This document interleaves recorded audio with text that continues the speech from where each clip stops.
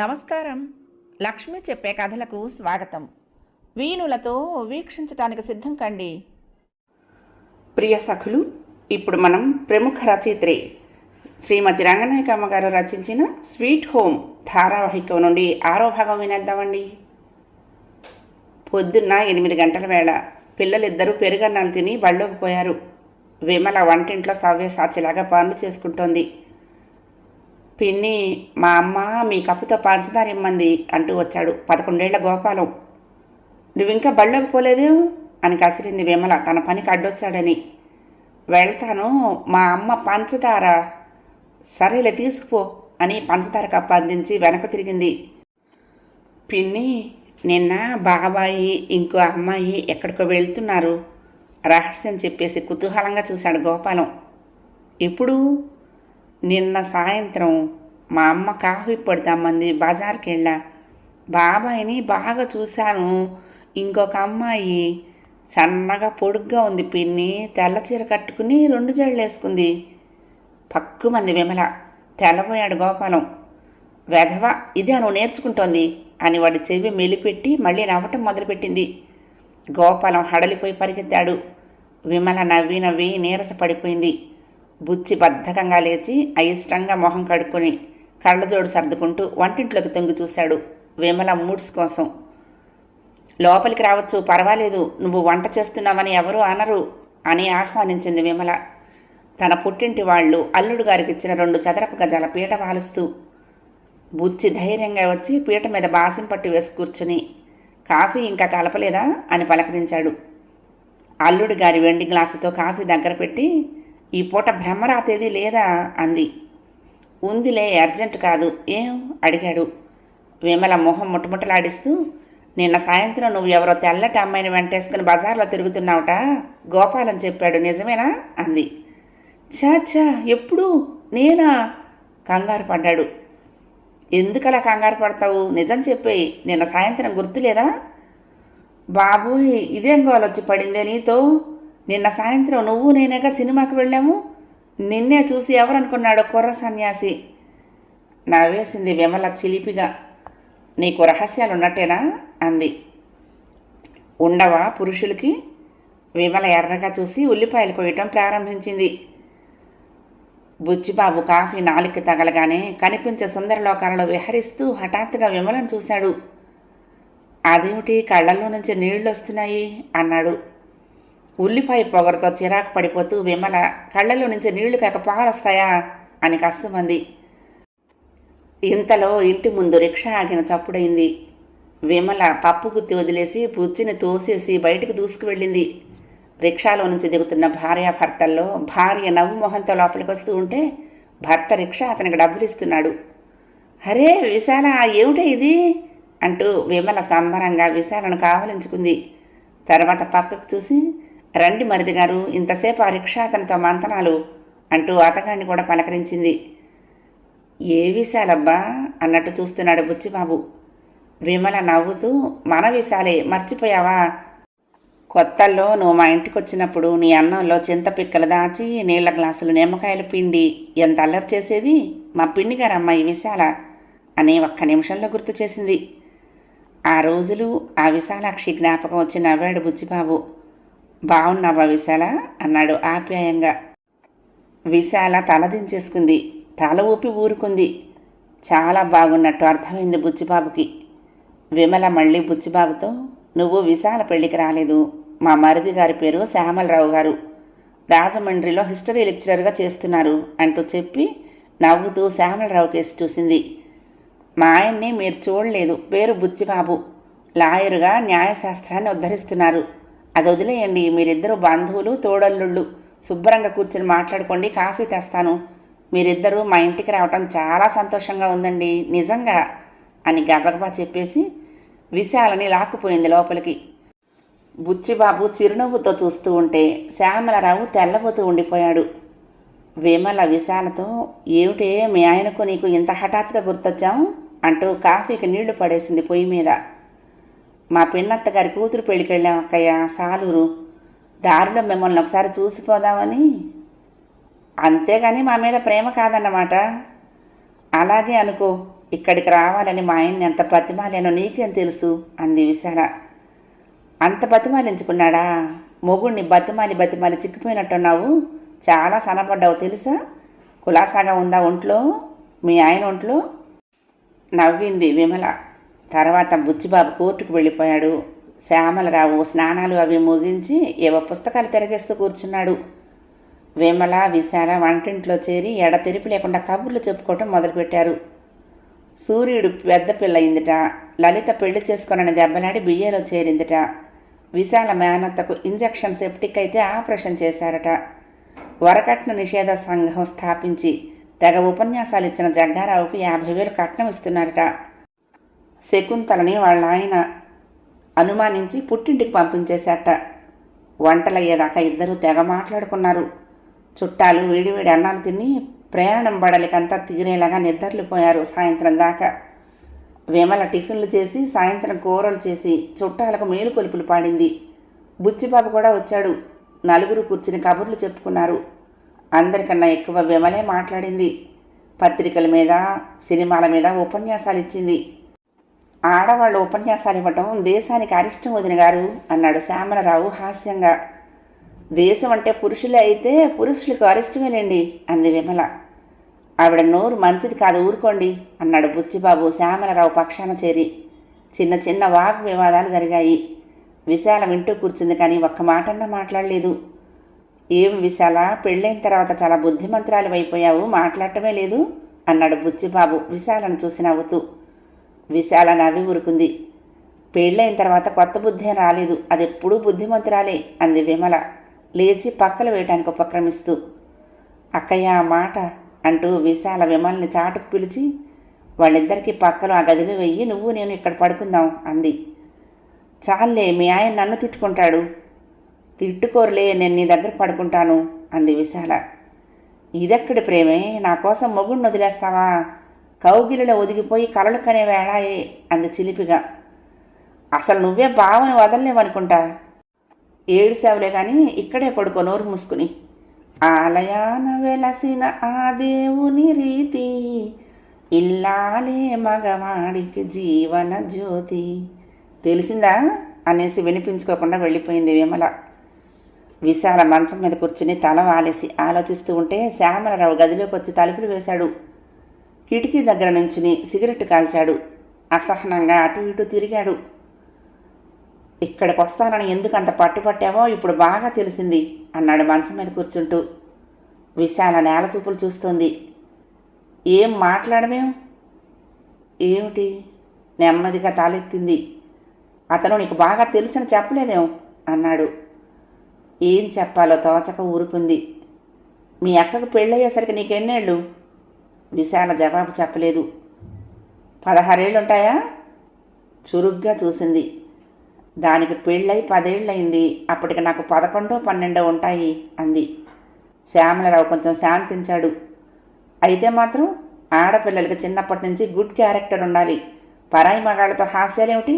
బావగారితో కూడా సరసాలాడేమన్నమాట. మాట్లాడలేదు విశాల. కిందటి జన్మలో ఇంకేం చేశావో అన్నట్టు చూసి చూసి పడుకున్నాడు. హఠాత్తుగా పక్కకు తిరిగి బావగారితో హాస్యాలు ఆడకపోతే మరదలు అనిపించుకోవు కాబోలు. అతని ఒంటి నిండా గంధం కూడా పూసావా అన్నాడు వెటకారంగా. విశాలకు ఏడుపు మొదలైంది. లైట్లు ఆర్పేసి కిటికీ దగ్గర నుంచింది. అవతల గదిలో బుచ్చిబాబు పక్కెక్కుతూ విశాల భర్త చాలా అందమైనవాడు అన్నాడు. విశాల మాత్రం దాని కళ్ళే చేస్తాయి 1,00,00,000 లక్షలు. మా బాబాయ్ అందుకే దానికి ఆ పేరు పెట్టాడు. ఇప్పుడు కొంచెం చిక్కింది కానీ తళ్ళతళ్ళలాడుతూ బంగారపు బొమ్మలా ఉండేది పెళ్లి నాటికి. శ్యామలరావు పెళ్లికి ముందే దాన్ని చూసి వెర్రెత్తి చేసుకున్నాడు కట్నం లేకుండా అంది. పెళ్లికి ముందు ఏదో చదువుతూ ఉండేదనుకుంటా. బిఎస్సి మొదటి సంవత్సరం అయ్యింది. మంచి సంబంధం వచ్చింది కదా అని పెళ్లి చేశారు. నా చదువులాగే అయ్యింది దాని చదువును నిట్టూర్చింది విమల పక్కలోకి వరుగుతూ. ఇప్పుడేం మించిపోయింది, మీ అప్ప చెల్లెళ్ళిద్దరూ మళ్ళీ చదువుకోరాదు వద్దన్నదెవరు అన్నాడు బుచ్చి విమల చెంపలు సవరిస్తూ. ఇదిగో ఇదే చదువు, ఇంకే చదువులు అంటవు అంది విమల మొగుణ్ణి కావలించుకుంటూ. చీకట్నే వీధిలో మాటలు అతని కేక వినిపిస్తే ఉలిక్కిపడి లేచి పడగదిలో నుంచి పరిగెత్తుకొచ్చి మాటల మనిషిని పిలిచి వీధిలో నుంచోబెట్టి కొట్టుగదిలో పడేసిన పాత డేగిసా మోసుకొచ్చి ఆ మనిషి ఎదుట పడేసి ఆవలిస్తూ చీడీ మీద చతికిల పడింది విమల. నెల్లాళ్ళయింది కన్నం పడి, నీళ్లు కాచుకోవటానికి ఎంత యాతన పడుతున్నానో నీకేం తెలుసు, ఇది బాగు చేసేయాలి అంది చివర మళ్ళీ ఆవలిస్తూ. మాటల మనిషి డేగిసా బోర్లా పడుకోబెట్టి చూశాడు. మళ్ళీ దాన్ని లేవదీసి తిన్నగా తిప్పి దాంట్లో మొహం పెట్టి చూశాడు. అడుగంతా తీసి అడుగేయాలమ్మా, 3 రూపాయలు అవుద్ది అన్నాడు. డేగిసా కర్రకు తగిలించుకొని భుజాన పెట్టుకున్నాడు. 3 రూపాయలే, భలే వాడివే, కొత్త డేగిసా వస్తుంది అంది విమల కొంచెం గడుస్తానంగా. అతగాడు దబ్బున డేగిసా కింద పడేశాడు. నుంచున్న పడంగా 100 డేగిసాలు కొంటానమ్మా, రాగి మొక్క బంగారం కన్నా మండిపోతుంది అనేసి కర్ర భుజాన్నేసుకుని గిరుక్కొని వెనక్కు తిరిగి కంఠమెత్తి ఆ డేగిసాలకి, బిందెలకి, చెంబులకి, తప్పేళాలకి మాట్లేస్తాం అని అరుస్తూ రోడ్డెక్కబోయాడు. విమల కంగారు పడిపోయి నిద్రమత్తులు ఎగరగొట్టుకుని, అబ్బాయి నేను యువతలు మాట్లాడుతూ ఉంటే అలా వెళ్ళిపోతావేమిటి, బేరంగీరం ఏమీ ఎక్కర్లేదా అని తను కేకలు పెట్టింది. బేరాలైతే నాతో కుదరదమ్మా, ఒక్క మాట చెప్తాను అంతే అంటూ వెనక్కొచ్చాడు మాటల మనిషి. ఆ ఒక్క మాట తిన్నక చెప్పు. చెప్పాను కదమ్మా, పొద్దున్నే బోణి బేరం, ఒక్క పావలా తగ్గించుకోండి.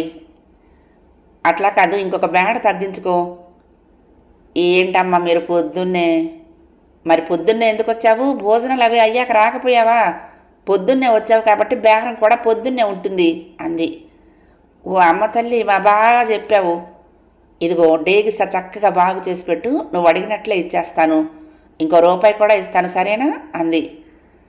సరికొత్త దానిలాగా చేస్తానమ్మా, మీరే చూద్దురు కానీ. సరే అలా చెయ్యి, నీ పేరు చెప్పుకుంటావు రోజు. మాట్లాడినా డేగిసా మళ్ళీ కర్రకు తగిలించుకొని కేకలేసుకుంటూ వెళ్ళిపోయాడు. విమల మొహం కడుక్కుని వంటింట్లోకి వెళ్ళింది. బేరం ఎక్కువ పెట్టలేదు కదా, అంత గమ్మున ఒప్పేసుకున్నాడు. మామగారిని అడగాల్సిందా, పొరపాటు అయిందా? అయినా రాగి బంగారం కన్నా ఖరీదన్నాడు. పోనీలే పాపం పేదవాడు, ఒక పావలా డబ్బులు ఎక్కువ తీసుకుంటే అంట్లు వాకిట్లో పడేసి ఉప్మా కోసం మిరపకాయలు కోస్తూ ఉంటే మాటలు అతనితో వెళ్ళిపోయిన డేగిసా కళ్ళల్లో మెదిలింది. ఇంతకీ ఆ మనిషి అసలు డేగిసా తెస్తాడా, అదే పోకపోతాడా? అయ్యయ్యో, ఎప్పుడు తెస్తావని కూడా అడగలేదు, వెధవా తెలివి. చటుక్కున లేచి వీధి గుమ్మల్లోకి పరిగెత్తి వీధంతా చూసింది, అతను ఎక్కడన్నా కనపడతాడేమోనని. అప్పలం మోస్తూ కనిపించింది. తొందరగా రా మాట, ఏమిటా పెళ్లి నడక అని చేతులుపుతూ కేకేసింది విమల. అప్పలమ్మ పరిగెత్తుకొచ్చింది వగర్చుకుంటూ. ఏమిటమ్మా అంటూ. డేగిసా పట్టుకుపోయాడు, ఏ వీధిలో ఉన్నాడో చూసిరా, పరిగెత్తు అంటూ దాన్ని తరమపోయింది. అప్పలమ్మ కంగారు పడిపోతూ, ఓలమ్మో దొంగోడే, ఎప్పుడు పడ్డాడమ్మా అని గుండెలు బాదుకుంటూ ఇంట్లోకి తొంగి చూసింది. నీ మొహం, మాటల వెధవకిచ్చాను, 3 రూపాయలు అడిగాడు, 4 ఇస్తానన్నాను, ఎక్కువ అంటావా? అసలు తెస్తాడంటావా డేగిసా? అబ్బా ఎంత దడిపించేసినావమ్మా, ఆడే తెస్తాడు, ఆడిపోతాడు అంటూ ఇంట్లోకి జ్వరపడింది అప్పలమ్మ. విమల గుండె కొంచెం కుదుటపడి మళ్ళీ స్పీడ్ అందుకుంది. నిజంగా తెస్తాడంటావా? తెస్తాడులేమ్మా, నీ పని చేసుకో కసిరింది అప్పలమ్మ. విశాల లేచొచ్చింది. దాని మొహం కళ్ళు ఎర్రబడి ముద్దమందారాల్లా ఉన్నాయి. అదేం పట్టించుకోలేదు విమల. ఉసే విశాల, చీకట్నే నిక్షేపాలంటే డేగిసా మాటల వాడికిచ్చేశానే, తెచ్చేస్తాడంటావా? ఏమోనే మరి, మొన్న మా అత్తగారు తెల్లగిన్నె మాటకిస్తే మళ్ళీ తేలేదు అంది. ఈ దొంగ విధమేనా? వీళ్ళు అసలు అక్కడక్కడ మకాములు వేసుకుంటూ వస్తారు. నల్లగా పొట్టిగా చింతపిక్కలా ఉన్నాడు, వీడేనా అసలు తేడంటావా? ఏవో అక్క మరి అనుకుంటూ విశాల మొహం కడుక్కోవడానికి వెళ్ళిపోయింది. శ్యామలరావు కూడా బయటకు వచ్చాడు. ఏమిటి గల్లంత పడుతున్నారు అన్నాడు. బంగారం లాంటి రాగి డేగిసా మాటలు వాడికిచ్చేశానండి, తెస్తాడంటారా? చూడాలి మరి, మధ్యాహ్నానికి తెలుస్తుంది అన్నాడు. విమల విసురుగా వంటింట్లోకి పోయింది. బుట్టలో ఉన్న పచ్చిమిరపకాయలన్నీ తరిగేసింది. ఉప్మా చేసి కాఫీకి నీళ్లు పెట్టి పిల్లల్ని లేపటానికి వెళ్ళింది. రవి, ఏంరా ఎంతైంది అనుకుంటున్నావు? ఆదివారం అయితే మాత్రం 10 గంటల దాకా పడుకోవాలా? లేస్తావా వీపు చీరయ్యనా అంటూ వాళ్ళ నిద్రమత్తు ఎగిరిపోయేటంత కేకలేసింది. రవి మంచం దూకి గదిలోంచి పరిగెత్తాడు.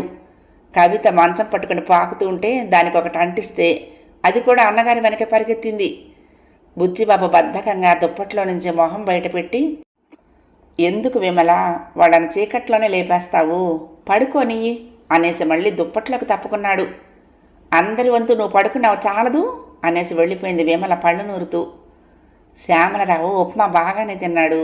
అతనికి కారం ఎక్కువే ఉండాలట. విశాల వగరుస్తూ మంచినీళ్ళు తాగుతూ కన్నీళ్లు తుడుచుకుంటూ తినేసింది. అబ్బా, కారం ఎక్కువైంది అక్కయ్య అంది దీనంగా. విశాలకు పంచదార సహించదుట. పిల్లలు మాత్రం సమ్మె చేశారు పంచదార కోసం. మీరు అరిచి గీ పెట్టిన పంచదార వేయను, నోరు మూసుకొని తినండి ఆజ్ఞాపించింది విమల. తండ్రి లేచొచ్చాడు. చూడు, వీళ్ళు ఉప్మా తినకుండా ఎలా మొరాయించారో ఫిర్యాదు వచ్చేసింది బుచ్చిబాబుకి. బుచ్చి పిల్లల మధ్య కూర్చుంటూ తొందరగా తినేయాలి, అమ్మ ఏం చేసినా అమృతం అనుకుని తినేయాలి అన్నాడు బుజ్జగిస్తూ. తింటావు నాన్న, కారం మంట, పంచదార వేయమంటే వేయటం లేదు అమ్మ అంది కవిత. అమ్మ కయ్యమంది. అస్తమానం పంచదార మింగటానికి ఎక్కడి నుంచి వస్తుంది? తీయగా కొబ్బరి ఉండలు చేసినప్పుడు కారం నంచుకున్నారా? కొంచెం కారం ఎక్కువైతే పంచదార నంచుకోవటానికి అని తర్కానికి దిగి, తినకపోయారో వీపులు చీరేస్తాను అంటూ మళ్ళీ కేకలేసింది. పిల్లలిద్దరూ కన్నతండ్రిని చూసి బిక్కమొహాలు వేశారు. బుచ్చి విమల్ని కోపంగా చూస్తూ, పిల్లల్నేమి అనొద్దని 1,00,000 సార్లు చెప్పాను, చీకట్నే కవితని కొట్టావు. ఇలా అయితే నిన్ను మీ వాళ్ళింటికి తీసుకుపోయి మీ అన్న చూస్తూ ఉండగా 2 తన్ని మళ్ళీ తీసుకొస్తాను అన్నాడు. మళ్ళీ తీసుకురావడం ఎందుకు అంది విమల మూతి బిగించి కళ్ళతో నవ్వుతూ. ఎందుకో చెప్తాను, ముందు పంచదార డబ్బా తీసుకురా అన్నాడు. లేదు, కాఫీలో వేసేశాను, అయిపోయింది. డబ్బా కూడానా? ఆహా, డబ్బా కూడా వేసేశాను. నీ పొదుపు ఉద్యమాల సంగతి తెలుసులే, కప్పులతో అప్పులైతే ఇస్తావు అంటూ బుచ్చి లేచి అలమారంతా వెతికి పంచదార పట్టుకున్నాడు. కొడుక్కు కూతురికి 2 చెంచాలు వేశాడు. గారం పెట్టి పిల్లల్ని పాడు చేస్తున్నావు, వాళ్ళు ఇంకేం బాగుపడతారు అంది విమల రొసరొసలాడుతూ. నువ్వు బాగుపడదు, వాళ్ళకేం పర్వాలేదు అంటూ పిల్లలు ఉప్మా తినేదాకా దగ్గర కూర్చున్నాడు బుచ్చిబాబు. విమల మూతి బిగించుకుని పచ్చడి రుబ్బటంలో మునిగిపోయింది. పొయ్యి దగ్గర విశాలే కూర్చుంది. విమల మనసంతా మాటల మనిషి మీదే ఉంది. డేగిసా బాధ కెలకేస్తోంది. రవి సెలవు కదా అని గంతులేయటం కాదు, మాటల వాడికి డేగిసా ఇచ్చాను, మన పెద్ద రాగి డేగిసా. నువ్వు అటు వీధులన్నీ చూడు, కవిత నువ్వు ఇటు సందులన్నీ వెతుకు, ఎక్కడైనా మాటల అబ్బాయి కనిపిస్తే ఇద్దరూ కలిసి మన డేగిసా మోసుకొచ్చేయండి అంది. నన్నట్టు దాన్నట్టు వెళ్ళమన్నావు మరి ఆశ్చర్యపడ్డాడు కుమారుడు. ఏడు సవలేరా వెధవ ప్రశ్నలు నువ్వును. విమల ఉరమటంతో పిల్లలిద్దరూ సంధించిన బాణాల్లా దూసుకుపోయారు. డేగిసా ఏమిటి, మాటలు వాడేమిటి అంటూ వచ్చాడు బుచ్చి స్నానం చేసి. పొద్దుటి నుంచి ఏక వరుసగా అరుస్తూ ఉంటే ఇంకా నీ చెవుల్లో దూరలేదు కావును అంది విమల ఉప్మా తెచ్చిపెడుతూ. శ్యామలరావు చెప్పాడు డేగిసా ఉదంతం బుచ్చిబాబుకి నవ్వుతూ. ఆ డేగిసా రాకపోతే వదిన గారిని ఎలా ఓదార్చాలో అన్నాడు. మీ ఓదార్పులు ఎందుకు పనికొస్తాయండి, డేగిసా నీళ్లు కాచుకోవటానికి పనికొస్తుంది అంది విమల నిట్టూరుస్తూ. ఎందుకంత కంగారు పడతావు, అతనే తెస్తాడు. ఇలా మోసం చేస్తే వాళ్ళు ఎక్కడ బతకగలరు, పని అయ్యాక అతనే తెస్తాడు అన్నాడు బుచ్చిబాబు. విమలకు మళ్ళీ ఆశ మొలకెత్తింది. అప్పలమ్మ, గదులు నేనే ఊడ్చుకుంటాను కానీ ఒక్కసారి పరిగెత్తుకుని వెళ్ళు, అసలు అతను ఎక్కడున్నాడో చూసిరా, డేగిసా తెచ్చావంటే నీకు సినిమాకు డబ్బులు ఇస్తాను అని అప్పలమ్మ చేతిలో చీపురు లాక్కుని గేటు బయటకు తరిమి లోపలికొచ్చింది. బుచ్చి కారం ఉప్మాతో కిక్కురు మనకుండా మింగలేక ఊరుకోలేక సతమతం అవుతూ ఉంటే విమల గబగబా పంచదార డబ్బా తెచ్చి దగ్గర పడేసి, కారంతో అంత అవస్థ పట్టమేమిటి అని కసిరింది. ఏమో, పసిపిల్లలకే వేశావు కాదు, ఉప్మాలో పంచదార తింటే బాగుపడరన్నావుగా అన్నాడు. అది వాళ్ల మాట, ఇక నువ్వు బాగుపడేదే ఉందిలే అంటూ బుచ్చి ప్లేట్లో 4 చెంచాల పంచదార వేసి డబ్బా తీసుకుపోయింది. వీధులకు పరిగెత్తిన అప్పలమ్మ గోడకు కొట్టిన బంతిలాగా వెనక్కొచ్చింది ఉత్సాహంగా. మాటల వాళ్ళు ఎక్కడ కనపడలేదమ్మా అంటూ. విమల కోపంతో మండిపడుతూ, బంగారం లాంటి రాగి డేగిసా 100 రూపాయలు పెట్టినా రాదు, వాడి పాటికి ఏ రైల్లోనో బస్సులోనో వెళ్ళిపోతూనే ఉంటాడు. పిచ్చిదానా, చెప్పిన మాట విన్నావా, పొద్దున్నే వెళ్ళమంటే వెళ్ళావా, నువ్వే నా ప్రాణాలు తీస్తావు అంటూ చిందులు తొక్కింది.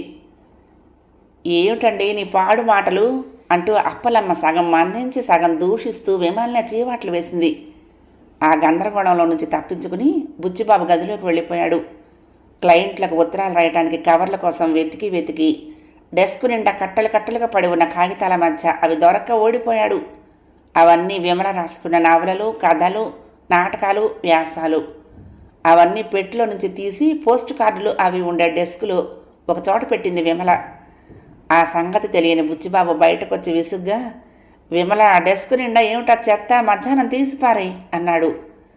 విమల బుచ్చిబాబును మింగేసేలా చూసి, నా ఉత్సాహంలో నీళ్లు పోసి నా కళ్ళను చంపేసి ఎప్పటికైనా నువ్వే నా ప్రాణాలు తీస్తావు అంది. బుజ్జికి కొంచెం విమల కవిత్వం వాసన కొట్టి హడలిపోయాడు. ధైర్యంగా నవ్వేస్తూ, అసలు నీకు కోపం అంతా మాటలవాడి మీద, నీ డేగి సగోలతో అందరి ప్రాణాలు తోడేస్తున్నావు.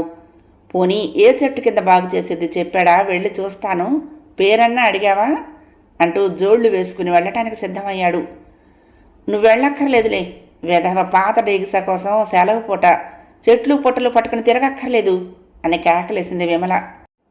గిర్రున వెనక్కు తిరిగేసరికి వీధి గుమ్మల్లో విష్ణు చక్రం పట్టుకుని దర్శనమిచ్చిన కృష్ణమూర్తిలాగా తళతళలాడి బంగారం డేగిసాతో ప్రత్యక్షమయ్యాడు మాటల మనిషి. విప్పారని మొహంతో అతనికి ఎదురు వెళ్ళింది విమల. 100 ఏళ్ల ఆయుష్ నీకు, నీ మాటే అనుకుంటున్నాము, తెచ్చేస్తూనే ఉంటావనుకుంటున్నాను నేను అని స్వాగతం పలికింది. ఆలస్యమైపోయిందమ్మా, అందరి పనిముట్లు అప్పగించేసరికి అంటూ డేగిసాను విమల ముందు పెట్టాడు.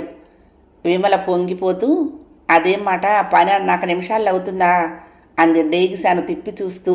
దాని అందానికి ముగ్ధురాలైపోయింది. గబగబా లోపలికి పరిగెత్తుకు వెళ్ళి 2 అరటిపళ్ళు తెచ్చి మాటలు అతని చేతిలో పెడుతూ, ఇంకొక బిందు ఉంది ఇవ్వనా అంది ఉత్సాహంగా. బుచ్చిబాబు అడ్డొచ్చి, వదిలేవోయ్, ఇంకోసారి చూద్దాం అంటూ డబ్బులు ఇచ్చేసి వెనక్కి తిరిగాడు. ఏం డేగిసా ఇచ్చేశాడుగా అంది విమల కోపంగా. డేగిసా ఇచ్చి బిందె పట్టుకుపోయాడని మా ప్రాణాలు తీస్తావు, మళ్ళీ వారం మనమిద్దరం అతని దగ్గరే కూర్చుని దానికి మాటు వేయిద్దాం అన్నాడు బుచ్చిబాబు. ఏమబ్బాయి, మళ్ళీ ఎప్పుడు వస్తావు అడిగాడు అతన్ని పిలిచి. రేపు వస్తానయ్యా, ఈ పూటకు పోతున్నాం. సరే, రేపు కనపడు. ఈ అక్కాబావల వ్యవహారం విశాలకు కొత్త కాదు. శ్యామలరావుకు మాత్రం అంతుపట్టలేదు. మొగుడితో అంత ధైర్యంగా, అంత చొరవగా, అంత కోపంగా, అంత హాస్యంగా మాట్లాడే ఆడవాళ్ళని ఎప్పుడూ అతను చూడలేదు. పెళ్ళాం కేకలకు మండిపడకుండా నిమ్మకు నీరెత్తినట్లు కూర్చుని నవ్వే మొగుళ్ళని అతను చూడలేదు. విమల్ని చూస్తుంటే గాబరా పుట్టింది. బుచ్చిబాబును చూస్తూ ఉంటే ఆశ్చర్యమైంది. ఇద్దరిని చూస్తూ ఉంటే మతిపోయింది. పిల్లలిద్దరూ తిరిగి తిరిగి నీరసంగా వచ్చారు. మాటల అబ్బాయి కనపడలేదు నాన్న అన్నారు ఉమ్మడిగా కంఠాలు కలిపి. నెమ్మదిగా మాట్లాడండి, అమ్మ వింటే చదువుకోమంటుంది. మాటల అబ్బాయి డేగిసా ఇచ్చేశాళ్లే, ఇవాళ సెలవేగా, వాకిట్లో ఆడుకోండి అని వాళ్ళని తరిమేశాడు నాన్న. భోజనాలు అయ్యాక మధ్యాహ్నం నుంచే ప్రయాణం కట్టాడు శ్యామలరావు. పెట్టి సర్దు, బస్సుకు పోదాం అన్నాడు విశాలతో. అప్పుడే వెళ్ళిపోవటం విశాలకి ఇష్టం లేదు. మాట్లాడకుండా లేచి వాకిట్లో ఆరేసిన బట్టలన్నీ తెచ్చి పెట్టెలో పెట్టింది. మొహం కడుక్కుని వచ్చింది. మ్యాట్నీకి వెళ్తారా అంది విమల. కాదు, వెళ్ళిపోదామంటున్నారు అంది తలుపును కావలించుకుంటూ. వెళ్ళటం ఏమిటి, అప్పుడే నువ్వు చెప్పలేదు? చెప్పినా వినరు, వెళ్ళిపోతానులే అంది. ఆమె కంఠం బరువుగా అయింది. విమల విశాలను చూసి నవ్వింది. ఎందుకే అలా బిక్కమొహం వేశావు, కొంచెం గట్టిగా చెప్పలేవు? పతిదేవు ఒడిలోన మురిసేటి వేళ అన్నాడుగా సినిమా కవి. అట్లాంటి వేళ అడిగేయాలి కోరికలన్నీ. ఈ మగాళ్ళు ఎక్కడ లొంగిపోతారో అక్కడే లొంగదీసేయాలి. రాసుకో మొదటి పాఠం. పిచ్చి మొహమా, నీకేం తెలీదు, డోంట్ వర్రీ, నేను సెటిల్ చేస్తాను అంటూ అక్కడి నుంచి వెళ్ళిపోయింది. అయితే మరిది గారు, ఏమిటి మీ ఉద్దేశం అని దెబ్బలాటకు దిగింది శ్యామలరావుతో. అతను తెల్లబోతూ, ఏమిటండి అన్నాడు. బుచ్చిబాబు పేపర్లో నుంచి తలెత్తి మళ్ళీ వంచేసుకున్నాడు. అసలు విశాలకి నాకు ఉన్న సంబంధం మీకేమైనా తెలుసా? నాకు తెలియకపోవటం ఏమిటండి, మీరిద్దరూ ఆంధ్ర సిస్టర్స్ గోల వదిలేయండి. సిస్టర్స్ బోలెడు మంది ఉన్నారు, వాళ్ళంతా ఉత్త బంధువులే. విశాల నేను అలా కాదు, అది నాకన్నా బాగా చిన్నదే అయినా ఒక్క కంచంలో తిని ఒక్క మంచాన పడుకున్నాం అంది. ఏం మీ ఇంట్లో అందరికీ తలొక కంచం తలొక మంచము లేవా? ఉన్నా మీలాంటి వాళ్లకు దానం చేసి ఒక్కటే మిగుల్చుకున్నాము. తర్వాత వినండి, నాకు పెళ్ళయింది. మాయదారి మొగుడొచ్చి నన్ను నా ఫ్రెండ్ నుంచి దూరం చేశాడు. పేపర్ చాటున బుచ్చి ముసిముసి నవ్వులు చిలికించాడు. శ్యామలరావు మొహం చిట్లించాడు. విమల అంతకన్నా రుసరుసలాడింది. మీరలా చిరాకు పడితే కుదరదు. మొగుళ్ళొచ్చాక ఆడపిల్లలకు ఎంత స్వతంత్రం పోతుందో మీకేం తెలుసు? మీరప్పుడే బస్సు టిక్కెట్లు అని కలవరిస్తున్నారు. మీకేమైనా న్యాయంగా ఉందా? వచ్చి ఒక్కరోజు కూడా అవ్వలేదు. నిన్నటి నుంచి మీ అక్క చెల్లెళ్ళకు మాటలు తరగలేదా అన్నాడు. ఏది అసలు ఎక్కడ మాట్లాడుకున్నాము? నిన్న మీరిద్దరూ పరాయి చోటన్న కొత్తైనా లేకుండా ఘోరంగా నిద్రపోయారు. ఇవాళ ఇప్పుడే బయలుదేరుతున్నారు అంది. ఇప్పటిదాకా మాటల వాడి గోలతోనే తెల్లారింది అంటూ బుచ్చిబాబు అడ్డొచ్చాడు. మాటలు అతన్నేమీ అనకండి, చాలా మంచివాడు అంది విమల భక్తిగా, కళ్ళల్లో డేగిసా మెరిసి. విశాల నెమ్మదిగా వచ్చి గదిగుమ్మలో నుంచుంది. ఇలా రా విశాల, కూర్చో అన్నాడు బుచ్చిబాబు. విశాల వచ్చి విమల పక్కన కూర్చుంది. శ్యామలరావు అప్రయత్నంగా విశాలని బుచ్చిబాబుని చూసి విమలకేసి తల తిప్పాడు. అది కాదండి, నాకు సెలవు లేదు, లేకపోతే ఉండటానికి అన్నాడు. ఇలాంటి దొంగ మాటలు చెప్పారంటే నేను కూడా మీతో బయలుదేరి మీ కాలేజీకి వచ్చేస్తాను అంది విమల. శ్యామలరావు నవ్వాడు. ఇంటి దగ్గర మా అమ్మ ఒక్క ఆవిడే ఉందండి. ఉండనివ్వండి, ఆవిడేం పిల్లెత్తుకుపోతుందా? మీరు నా పరిస్థితిని అర్థం చేసుకోవాలి. ఏమిటండి మీ పరిస్థితి? నిన్నగాక మొన్న వచ్చి దాన్ని వదలనంటున్నారే. మేమిద్దరం 18 ఏళ్ళు ఒక్కచోటే పెరిగి విడిపోయాము. అనుకోకుండా ఈ విధంగా కలిశాము. 2 రోజులు ఉండమంటే వినిపించుకోరేం? ఇంటి దగ్గర బయలుదేరి ఇప్పటికే 3 రోజులైందండి.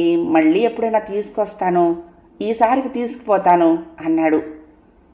విమల రెప్పపాటు కాలం ఆశ్చర్యపడింది. నవ్వేస్తూ వేళాకోళంగా, మరిది గారు, పెళ్ళామంటే ఆవోగేదో అనుకుంటున్నారా? మీతో పాటు తోలుకుపోవటానికి విశాలకు ఇష్టమైతే ఉంటుంది అని మర్యాదగా మీరంటే, ఉండను బాబు, నా భర్తను విడిచి గాలి కూడా పీల్చలేను అని ముద్దుగా విశాల అనదా? ఉంటావా విశాల అని దాన్ని అడగనైనా అడిగారా? అది ఇష్టపడి మీ వెంటపడాలి కానీ పెత్తనం చేసి బలవంతంగా తీసుకుపోవటం మీకేం గొప్ప అంది హాస్యంలో పెట్టి. శ్యామలరావు విశాలను సీరియస్గా చూశాడు. అక్కగారికి ఏమైనా చెప్పిందా తన గురించి? లేకపోతే ఈవిడ ఎందుకు ఇలా గూఢార్థాలతో హెచ్చరిస్తోంది? విశాల శ్యామలరావు చూపులు తప్పించుకుంటూ తల తిప్పి గుమ్మం కేసి చూడటం మొదలుపెట్టింది. సర్రున కోపం వచ్చింది శ్యామలరావుకి. ఈ మాత్రానికి మీరు నన్ను ఎందుకు అడిగినట్లు? దాని ఇష్టం దానిదైతే అలాగే ఉండమనండి, నాకెందుకు మధ్య? నా దారి నేను పోతాను అన్నాడు. అదిగో మరిది గారికి ముక్కు మీదే ఉంటుందనుకుంటాను కోపం. ఇద్దరినీ ఉండమంటున్నానండి బాబు. మీరిద్దరూ చిలక గోరింకల్లాగా కలిసిమెలిసి మా ఇంట్లో ఉండాలి కానీ మీరు కోపాలు తెచ్చుకోవటం ఈ ఇంటి పరిసరాల్లో జరగకూడదు. అయినా వసే విశాల, సినిమా వాళ్ళు ముక్కు మీద కోపం గురించి ఎంత పాటలు పాడినా ముక్కు మీద కోపం ముఖానికి అందం కాదే. కొంచెం ధైర్యం చేసి మీ ఆయన ముక్కు కోసేయి. ముక్కు లేని మొగుడితో కాపురం చేయొచ్చు కానీ కోపిష్టి మొగుడితో సంసారం నరకం, రాసుకో రెండో పాఠం అంది. విశాల కొంచెం నవ్వింది. శ్యామలరావుకి నవ్వు రాకుండా నరాలన్నీ బిగపట్టుకున్నాడు. బుచ్చి రంగంలోకి దిగాడు పేపర్ పడేసి. ఇంతసేపు ఆవిడ అడిగింది కానీ మీరు నిన్న వచ్చి వాళ్ళు వెళ్ళటం ఏమిటి చెప్పండి? 2 రోజులు ఉండండి, అక్కా చెల్లెళ్ళు సరదాగా ఉంటారు, వాళ్ళ సరదా తీరుతుంది అన్నాడు మర్యాద గుమ్మరిస్తూ. ఆ క్షణంలో బుచ్చిబాబు చాలా మంచివాళ్ళ కనిపించాడు శ్యామలరావుకి. పరాయి ఆడవాళ్లను వెర్రిమొర్రి చూపులు చూసే మనిషిలా అనిపించలేదు. బుచ్చిబాబు మళ్ళీ నవ్వుతూ అన్నాడు, మీరు ఒప్పుకున్నారా? సరే, లేకపోతే దౌర్జన్యంగా భార్యను లాక్కుపోయిన భర్త గురించి మేమేదో కథ రాస్తుంది విమల. ఆ డస్క్లో ఉన్నవన్నీ అలాంటి కథలే అన్నాడు. ఆశగా చూసింది విమల బుచ్చిని కోప్పడకుండా. ఇంకా కాదనటం శ్యామలరావుకే మూర్ఖంగా తోచినట్లుంది. విమలను చూసి ముట్టముట్టలాడుతూ, మా అన్నగారు అడిగారని ఒప్పుకుంటున్నాను, మీ కథలకు జడిసి కాదులేండి అన్నాడు. అమ్మయ్య, మీకు మీ అన్నగారికి వందనాలండి అనేసి లేచి విమల విశాల చేయి పట్టుకుని, ఎంత బతిమాలించుకున్నాడే అమ్మా నీ భర్త, బాగా కొమ్ములిచ్చావు, పద పద, ఎల్లుండి దాకా వీళ్ళకి కూడు నీళ్లు చూడకుండా కబుర్లు చెప్పుకుందాము అనేసి విశాలను లాక్కుపోయింది. అక్కయ్య, నువ్వేదో కథలు రాసావంటున్నాడే బావ, నిజమేనా? నేను చదువుతానే అంది విశాల తీరిగ్గా కూర్చుంటూ. నా తల్లి, ఎంత మాట అన్నావే? అవి చదివే నాదుడు లేక, నా నాదుడికి బోధపడక గుండెల మీద కుంపట్లలా ఉన్నాయి నాకు. తల్లి తల్లి, నీ రుణం ఉంచుకోను, చీర రవికిలు గుడ్డ పెడతాను, చదివి నీ అభిప్రాయం చెప్పవే అని గదిలోకి పోయి తను సృష్టించిన సాహిత్యం కట్టలన్నీ మోసుకొచ్చి విమల ముందు పడేసింది. చదువుతూ ఉండు, టిఫిన్ చేస్తాను, ఎప్పుడు కావాలంటే అప్పుడు కాఫీ అడుగు అని భరోసా ఇచ్చింది. విశాల ఉత్సాహంగా కట్టలోడదీసింది. విమల నెరిగిన విశాలకి ఆ పాత్రల ధోరణి కొత్తగా లేదు. చదవటానికి సరదాగా ఉంది కానీ పాత్రలు ఇవి రావలసిన చోట రావు, పోవలసిన చోట పోవు. పేజీల పొడుగునా కూర్చుంటాయి. బారిడేసి ఉపన్యాసాలు ఇస్తాయి. చాలా కథలు అసంపూర్తిగా ఉన్నాయి. విశాల చదువుతూ చదువుతూ కాగితాల మధ్య పడి నిద్రపోయింది. విమల ప్లేట్ నిండా పకోడీలు పెట్టుకుని తెచ్చింది. విశాల నిద్ర చూసి ఒళ్ళు మండి, సరేలే నీకు పకోడీలు పెడితే ఒట్టు అని శపథం పట్టి ఇంకొక ప్లేట్ కూడా పట్టుకుని శ్యామలరావుకి బుచ్చిబాబుకి తీసుకువెళ్ళింది. శ్యామలరావు రవిని కవితని దగ్గర కూర్చోబెట్టుకుని నీతులు బోధిస్తున్నాడు. నాన్నగారు అనాలి, నువ్వు అనకూడదు అన్నాడు. ఎందుకు అనకూడదు అంటున్నారు పిల్లలు. ఎందుకేమిటి అలా పిలవటం తప్పు? ఎందుకు తప్పు? తప్పంటే ఏమిటి బాబాయ్ అంది కవిత. విమల ప్లేట్ అక్కడ పెట్టి, వాళ్లతో తర్వాత కొంచెం అల్పాహారం తీసుకోండి మరిదిగారు అంది. తప్పంటే ఏమిటా? పెద్దవాళ్లను గౌరవించాలి, లేకపోతే తప్పు. పెద్దవాళ్లను ఏమండి అనాలి, నువ్వు అనకూడదు అన్నాడు మళ్ళీ శ్యామలరావు. అమ్మ కూడా మాకన్నా పెద్దదే బాబాయ్ అన్నాడు రవి. కవిత ఆశ్చర్యంగా, అన్నయ్య కూడా నాకన్నా పెద్ద అంది. అమ్మని కూడా అమ్మగారు అనాలా బాబాయ్? బాబాయ్ ఇబ్బందుల్లో పడిపోతున్నాడని గ్రహించిన బుచ్చిబాబు, బాబాయ్ని విసిగించకండి అన్నాడు. విసిగించడం లేదు నాన్న, ఊరికే అడుగుతున్నాం అన్నాడు రవి. వదిన గారు, మీ పిల్లలు మీకన్నా గడుసు వాళ్ళు అన్నాడు శ్యామలరావు అయిష్టంగా నవ్వి. లేకపోతే మీరు పక్షపాతంతో చెప్పే కబుర్లు వాళ్ళకి ఎలా నచ్చుతాయనుకున్నారు? ఆలోచనలన్నీ పెద్దవాళ్లలో చేస్తాయి కానీ పిల్లల్లో పొంగులెత్తుతూ ఉంటాయి. వాళ్ళ ప్రశ్నలకు న్యాయంగా చెప్పండి మరి. రెండర్రా మనం పిన్ని దగ్గర కూర్చొని తిందాం అంటూ విమల వాళ్ళిద్దరిని తీసుకుని వెళ్ళిపోయింది. ఇద్దరిని చెరో పక్కన చేర్చుకుని ముద్దులు పెట్టుకుంది. పిన్నిని లేపండి అని పంపించింది. విమల ఉపన్యాసం శ్యామలరావుకు నచ్చలేదు. బుచ్చిబాబుని చూస్తూ అన్నాడు, మిమ్మల్ని పిల్లలు అలా పిలుస్తూ ఉంటే మీరైనా చెప్పొచ్చు కదా, లేకపోతే అదే అలవాటైపోతుంది. ఏమోనండి, వాళ్ళు అలా పిలిస్తేనే బాగుంటుంది నాకు. పిల్లలేమిటి, విమల కూడా అలాగే పిలుస్తుందిగా నన్ను అన్నాడు. సమయం దొరికిందని శ్యామలరావు గబగబా, అదే చూస్తున్నాను, పేరుతో కూడా పిలుస్తానేమో ఆవిడ మిమ్మల్ని అన్నాడు రుసరుసలాడుతూ. నాకు అదే ఇష్టంలేండి అంటూ బుచ్చిబాబు పకోడీలకు కలబడ్డాడు. బుచ్చిబాబుని పిచ్చివాణ్ణి చూసినంత తిరస్కారంగా చూస్తూ శ్యామలరావు, ఇదో ఫ్యాషనా అని నవ్వాడు. బుచ్చిబాబు పకోడీల ఆనందంలో నుంచి బయటపడదలుచుకోలేదు. నిద్రపోతున్న విశాలను విమల బలవంతంగా లేవదీసి కూర్చోబెట్టి, ఎలా ఉన్నాయే నా కథలు అంది. నా మోహంలా ఉన్నాయి అనేసి మళ్ళీ పక్క మీదకు వరగబోయింది విశాల. ఇదిగో ఇలా అయితే వీపు చీరేస్తాను. చక్కగా కబుర్లు చెప్పుకోక నీకు ఈ పాడు నిద్ర ఏమిటే, దున్నపోతా, మొహం కడుక్కునరా అంటూ విశాలను బలవంతంగా పెరట్లోకి గెంటింది. విశాల నిద్ర మత్తు వదిలించుకునేటప్పటికి అరగంట పట్టింది. నీ కథలు బాగానే ఉన్నాయి కానీ పత్రికలకు ఎందుకు పంపలేదు అంది పకోడీల నోటితో. ఇవి నా కోసం, నా మొగుడి కోసం రాసుకున్నాను. కాదే, మీ ఇంటికొచ్చే చుట్టాల కోసం కూడాను. ఇలా అని తెలిస్తే అసలు రాకే పోదును అంటూ నవ్వింది విశాల. ఏమే అంత బాగాలేవేమిటి? నీ మొహంలా ఉన్నాయి. మరి ఇందాక నీ మొహంలా అన్నావు అంది విమల. విశాల, శ్యామలరావు పిలిచాడు గదిలో నుంచి. విశాల లేచి గబగబా వెళ్ళింది. సాయంత్రం ఏదైనా పిక్చర్కి వెళ్దాం మనం, మీ అక్కయ్యకి చెప్పు అన్నాడు. విశాల అయిష్టంగా, నలుగురం వెళ్తే బాగుంటుందేమోగా అంది. మీ బావని అడిగాను, వాళ్ళు మొన్నే వెళ్ళారట. ఏం వాళ్ళని వదిలిపెట్టి నాతో రావడం నీకు ఇష్టం లేదా? విశాల మొహం తిప్పుకుంది. రాక ఇక్కడికి వచ్చి సినిమాకి పోవటం ఏమిటి?